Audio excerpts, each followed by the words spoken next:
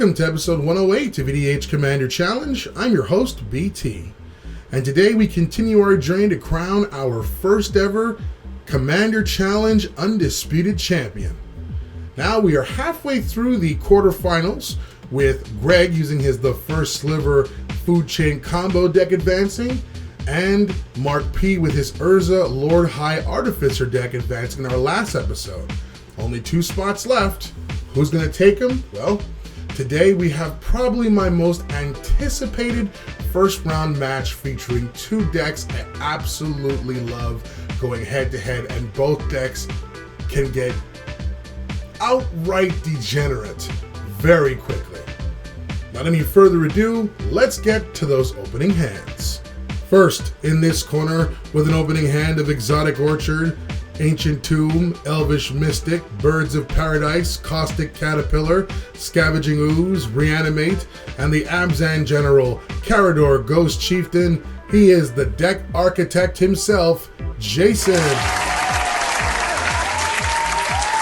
And his opponent in this corner, with an opening hand of Blood Crypt, Flooded Strand, Rogue's Passage, Radiant Destiny, Thrasher Brute, Mardu Woe Reaper, Ruhan of the Fomori, and his WUBRG-style General, Najeela the Blade Blossom.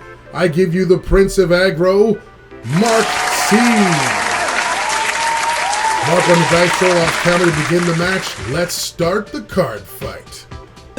Marc plays and sacks a Flooded Strand to get a Sacred Foundry from his deck into play untapped, paying a total of 3 life.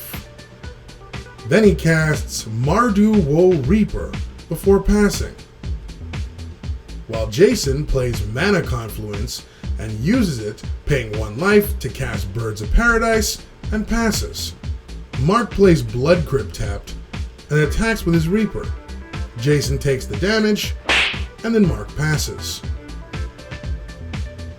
Jason casts Elvish Mystic, followed by the awesome Viscera Seer, paying 1 life with his Confluence. Then he plays Exotic Orchard as his land, and passes. Marc plays City of Brass, and casts his General, Najeela, taking 1 damage from his Brass. Off topic, man, I want a copy of her in foil for Christmas, but she's so expensive. Anyways, Marc moves to combat and attacks with his Reaper, triggering Najeela to get another Warrior token tapped and attacking. Jason declares no blocks and takes both hits as Marc passes. Jason plays a Forest and casts Scavenging Ooze, followed by Caustic Caterpillar, and then passes. Marc plays Unclaimed Territory, naming Warrior, and casts Grand Warlord Rada, taking a damage from his Brass. Then he moves into combat and attacks with all of his creatures except Najeela. This gains him 3 more Warrior tokens and 3 red-green Christmas mana.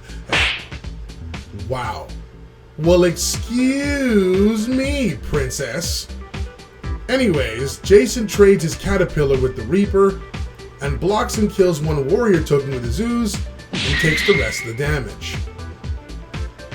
After damage, he pays 1 green to use his Ooze to exile the Reaper in Marc's graveyard, gaining 1 life.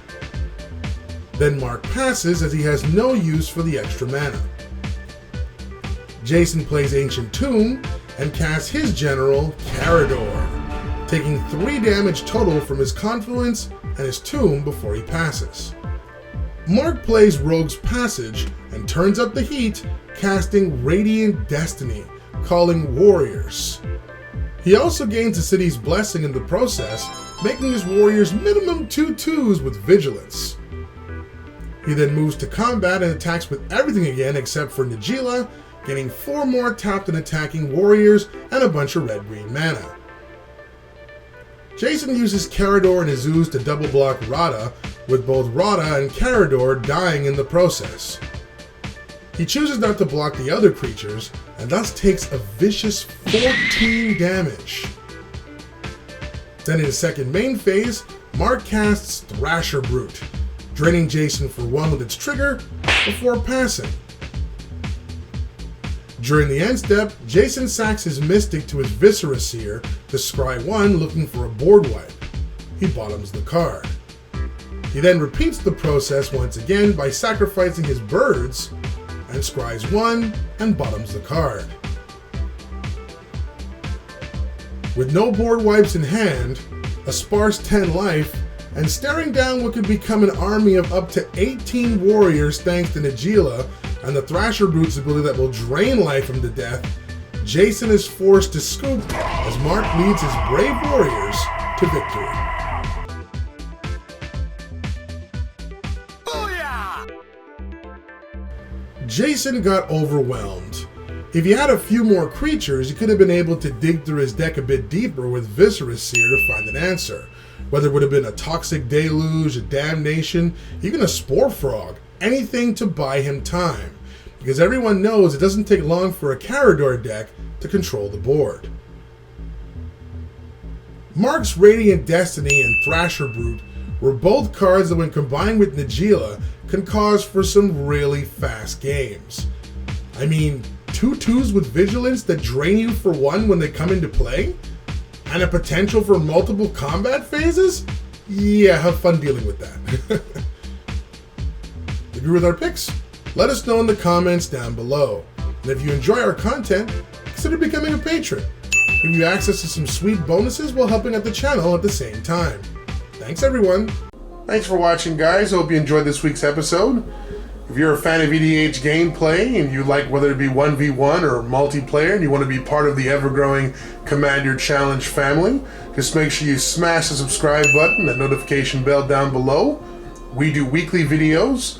Don't forget as well to like, comment, share our videos, but most importantly, enjoy them. On behalf of all of our members here, I'm your host, BT. Feel free to check out all of the videos in the channel, join our game, it's now your turn. Cheers!